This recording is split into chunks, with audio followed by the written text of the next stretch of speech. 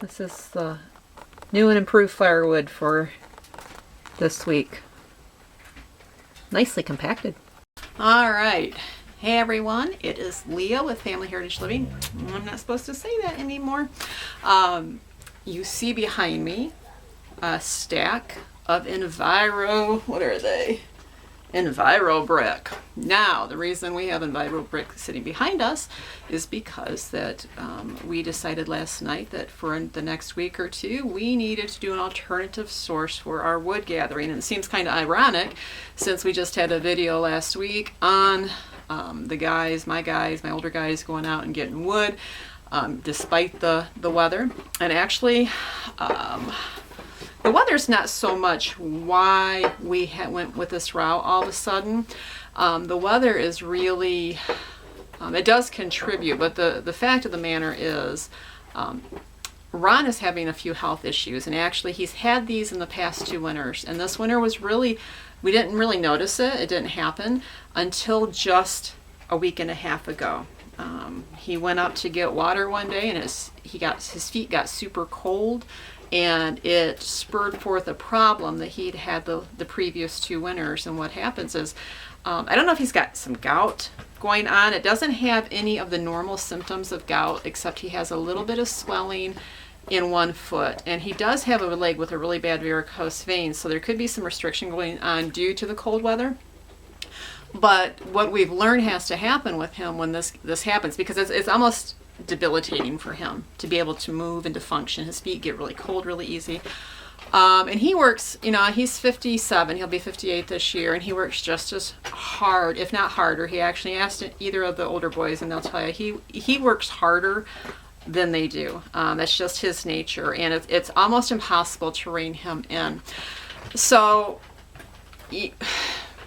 with our work and having to gather inventory, and RJ is more than capable and more than willing and has definitely done it before to try to take some of the pressure off his dad.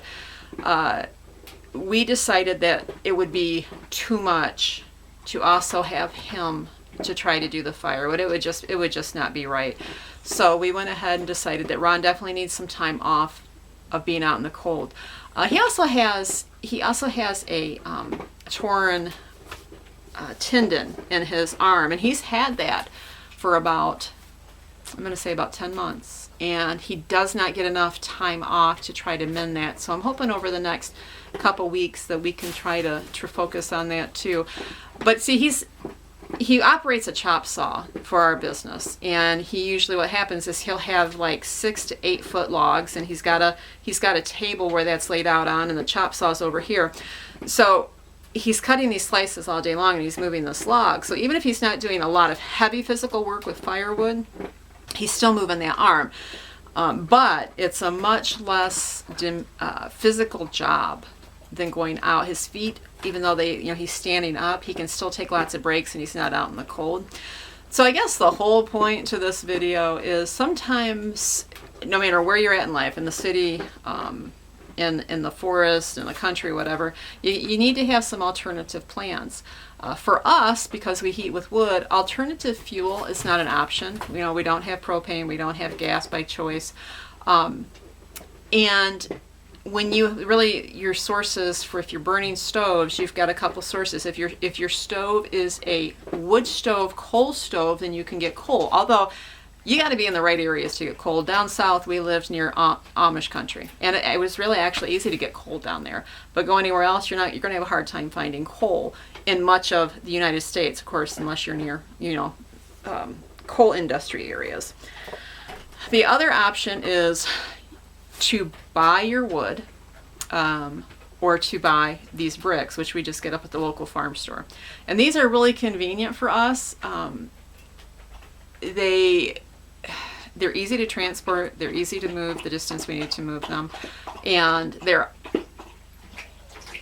easy. I guess they're like a compact log.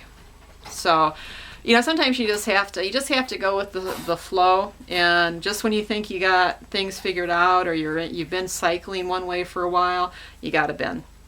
And if you're homesteading and you're homesteading off grid, you really need to be able to shift gears, and sometimes without even having a chance to blink. But you do got to take care of yourself physically. I think that's one of the things that I think is most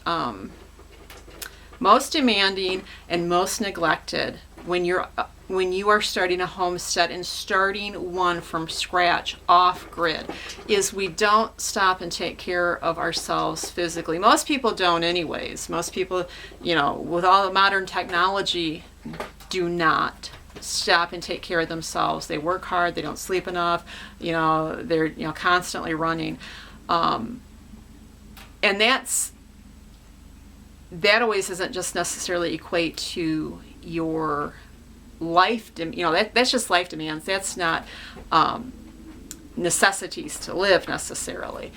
So something to definitely to contemplate if you're thinking about going off grid. Consider your age too, and be okay with some alternatives. Get some alternatives going. Thankfully our 2 older boys, they are more than equipped to handle a lot of things that if Ron couldn't do something, they can and do it. But Ron's of the nature where he hates to have them do anything that he can do.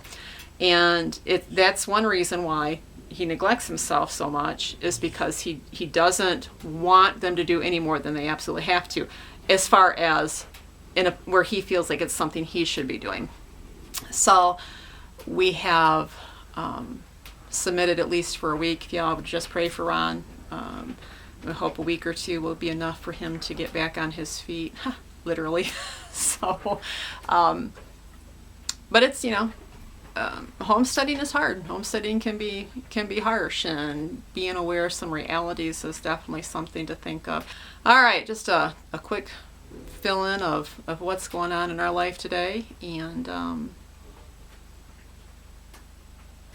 maybe some alternatives if you are either in the midst of homesteading and find yourself blocked with getting your fuel, or if you're considering heating with wood, to think of some alternatives to fill that need when you might be facing a situation where you can't or shouldn't be bringing in the wood from the firewood from the forest. So, all right, you all be blessed today, and we will talk soon. God bless. You guys have seen the work that these guys do.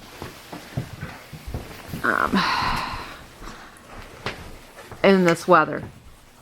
They've got boots that are what I consider to be top of the line for Arctic temperatures. They are what are those boots? A muck boot. They're the Arctic ice. They're as insulated as they get, but because of the terrain they walk on and because of Ron's age, he has a lot of problems with his feet. Old horses, old men. Old dogs. He gets a lot of, when the weather gets really cold and he's out there a lot, he gets horribly achy. So he has to soak his feet in Epsom salt, and treat it with tea tree oil. And it does help. It doesn't eliminate it, but it alleviates it.